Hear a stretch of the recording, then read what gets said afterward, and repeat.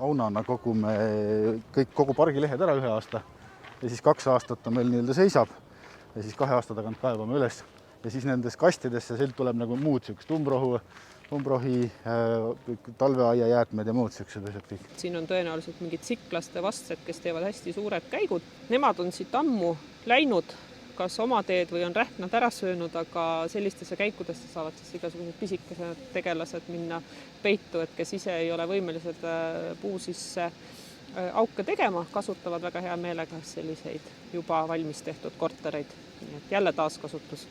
Hullult lahedad putukamuffinid seekord. Siit tuleb karrine kookospiimasupp köögivilladega, määtsede, quinoa ja küpsehernestega. Aitab küll.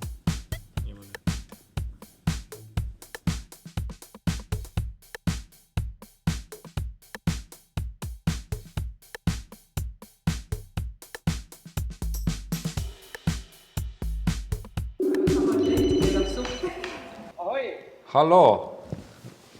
No tere Kaido, kuidas teil läheb seal?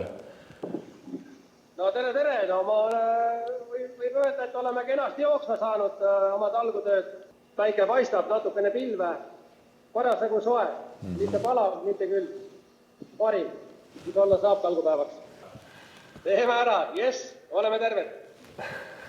Teeme ära 2+2 talgupäev on peetud ja hästi korda läinud. Üle 2000 talguteo, mis üles märgiti, mis inimesed peredega ja oma lähedastega ära tegid, see on väga suur asi. Sadu lilleniite rajati, putukahotelle ja kompostikaste ja me saime palju ka siit kaasa sellist mõnusat tunnet ja vaimseid vitamiine. Talgupäev tegelikult oligi üks selline multivitamiin. Aitüma kõigile kaasa löömast.